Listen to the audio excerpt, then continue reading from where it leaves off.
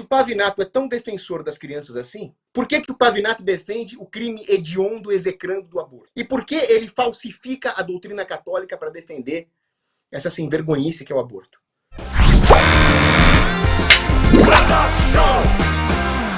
Sem dúvida, a coragem do Pavinato é elogiável.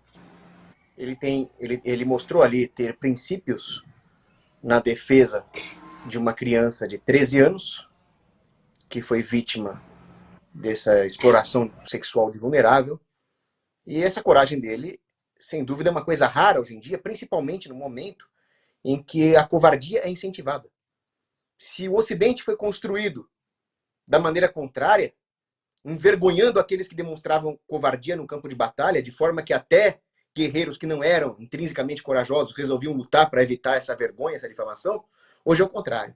Hoje os corajosos, as pessoas com princípios, são punidas, são demitidas, são canceladas, são perseguidas, censuradas e, por vezes, presas.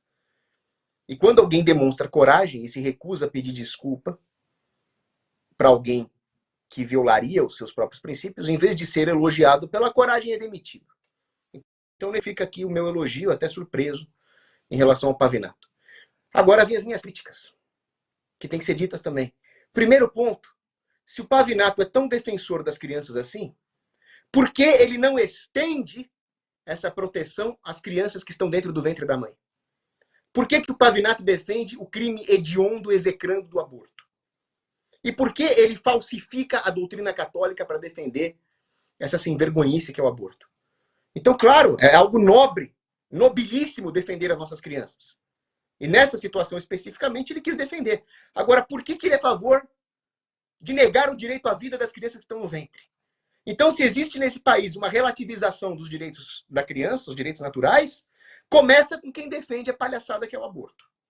Segundo, o Pavinato está colhendo o que ele mesmo plantou. Porque durante os 4 anos que nós tivemos alguma janela para respirar, alguma janela de ar fresco no meio das fumaças sulfurosas do socialismo, foram os 4 anos de Bolsonaro, o Pavinato ficou lá, junto do MBL, criticando o Bolsonaro, atacando o Bolsonaro o tempo inteiro. Ou seja, ele contribuiu para a eleição da petralhada. E é por causa da eleição da petralhada, que tudo bem, tem os problemas dos algoritmos também, tem problemas econômicos, mas é por causa disso que nós estamos enfrentando essa censura. É por causa disso que os veículos de imprensa estão com medo de não acatar tudo aquilo que o governo ditatorial do PT quiser. Ou seja, Pavinato, você plantou o que você está colhendo. Você é igual um girondino, Pavinato. Os girondinos não quiseram acabar com a monarquia, não plantaram lá uma república, uma revolução francesa, depois foram mortos pelos jacobinos que eram mais radicais. É exatamente isso que você fez. E a Jovem Pan, por sua vez, é ainda pior. Porque, como bem disseram aí os meus colegas, o Bellucci e o Adrilles, eles acham que podem confraternizar com o inimigo. Eles acham que podem adotar uma política de apaziguamento. Só que apaziguamento para com um inimigo, um agressor, que é a censura petista, é um incentivo. Estamos incentivando, estamos premiando a censura petista no momento em que nós resolvemos adotar uma política de apaziguamento. Tudo bem, o que vocês querem que nós façamos? Querem que nós demitamos os comentaristas de direita? Tudo bem, demitimos. E aí o Nove Dedos vai falar: ô, companheiro, olha só, o terrorismo e a censura estão funcionando, nós vamos acabar com toda a direita no meio de comunicação. Só está mostrando que a estratégia deles funciona. Nós temos que fazer o contrário, temos que adotar princípios. Como o sacerdote católico Joseph Mindetsy, na Hungria, quando ele foi perseguido, e vários padres foram presos, e o governo comunista da Hungria falou: reneguem várias partes da doutrina católica. E os padres: tudo bem, vamos renegar alguma parte da doutrina católica para apaziguar os comunistas. E o Mindetsy falou: não, eu sou sacerdote, eu vivo para morrer pela doutrina, quer me matar, me dar um tiro, beleza, vocês não vão fazer nada com a minha alma. Foi só a estratégia do Mindetsy que fez com que a população enxergasse o que é ser católico e finalmente ajudasse a derrubar o comunismo na Hungria. Falta princípios. O Pavinato demonstrou princípios ao não pedir desculpa lá para o juiz, para o desembargador, mas lhe falta princípios de defender o que é certo lá em 2020, que era o governo Bolsonaro, e de defender a vida do bebezinho, da criança que está na barriga da mãe, que é o mais indefeso de todos. Obrigado. Cogos, presta atenção. Eu não sei tanto assim do passado do Pavinato como você, mas eu acho que o foco aqui não é só o Pavinato. Eu não sei se ele está colhendo o que ele plantou do ponto de vista de, realmente, se ele foi realmente letárgico em relação, ou complacente em relação à possibilidade da eleição do Lula. Ele realmente falou 2 anos atrás que votaria no Lula. Isso eu vi. Ele falou que talvez ele tenha mudado de ideia.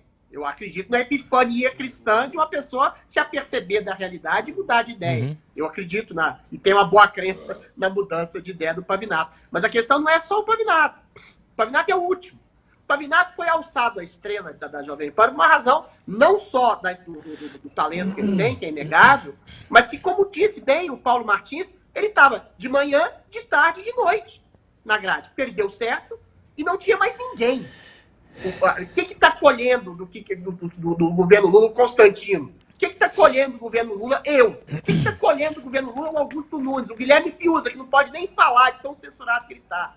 Então não adianta, não é a responsabilidade de quem está colhendo hoje o fruto do passado, é a responsabilidade, sim, a gente tem que colocar, da Jovem Pan, que está querendo se adequar ao seu carrasco. Por mais que eu concorde com o Paulo Martins, que ela esteja atuada, mas é uma reação a uma forma de pressão que é feita na Jovem Pan, que eu acho absolutamente espúria e opressiva, que é completamente inadequada. Ela está fazendo a vontade do carrasco, tratando o carrasco como um juiz, tratando o Satanás como se fosse um anjo com quem pudesse conversar, dialogar e dissesse que ele está equivocado. O Paulo Martins falou uma coisa que é brilhante. A fase pragmática, dialógica da esquerda de tentar cooptar o inimigo através do diálogo, através do suposto diálogo democrático, acabou. Porque a gente vive hoje na ditadura perfeita. O que é a ditadura perfeita? Você tem o Congresso acovardado, você tem uma ditadura não do Executivo, tá? O Executivo quer ser ditador. A ditadura hoje é do Judiciário, do Supremo Tribunal Federal. Você tem que é complacente a política progressista do Executivo, que colocou 7 dos seus ministros ali. E você tem a cereja do bolo. Qual que é a cereja do bolo? A grande mídia inteira serviu a esse projeto ditatorial de esquerda, que foi colocado, que não precisa de pragmatismo. Então a Jovem Pan está numa situação delicada? Tá. Mas ela fazer o jogo do inimigo, o jogo da pessoa que quer destruí-la, desse conluio, desse consórcio mefistofélico entre parte do judiciário, entre a mídia e entre o executivo, é atestar o seu próprio suicídio diante do seu espectador.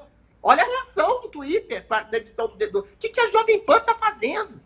Não adianta você querer ser pragmático no sentido de dialogar com quem quer te massacrar. Você está massacrando, por sua vez, o próprio telespectador.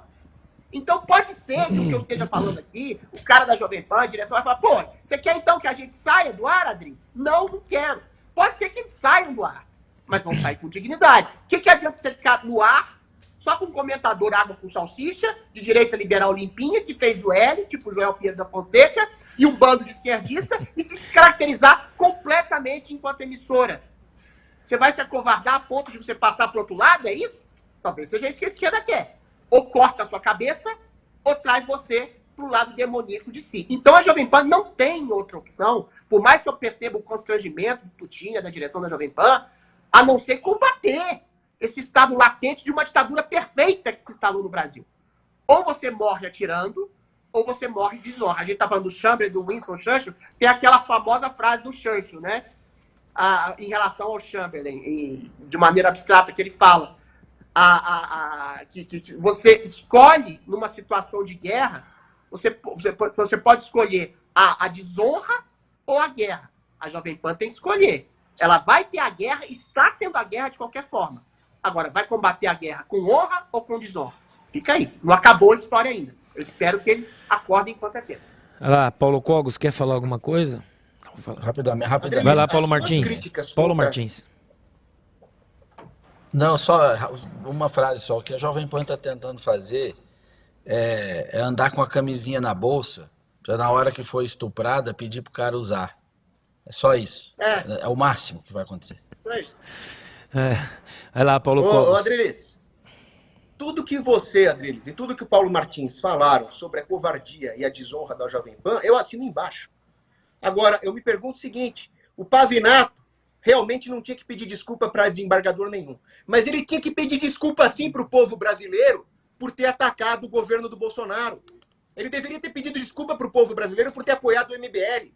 E ele deveria ter pedido desculpa para Deus, de joelhos, fazendo penitência com flagelo, como um flagelante, por ter defendido o aborto. E quantos bebezinhos não são assassinados por quem defende esse negócio? Então, ele está devendo desculpa, sim, não para o desembargador, mas para o povo brasileiro. Porque ao participar do MBL e atacar o Bolsonaro, ele contribuiu para essa situação tenebrosa de PT censurador no poder. E aí, a coisa mais brilhante que foi dita aqui até agora foi dita pelo Paulo Martins. Ele falou, vou rezar por ele. Exatamente.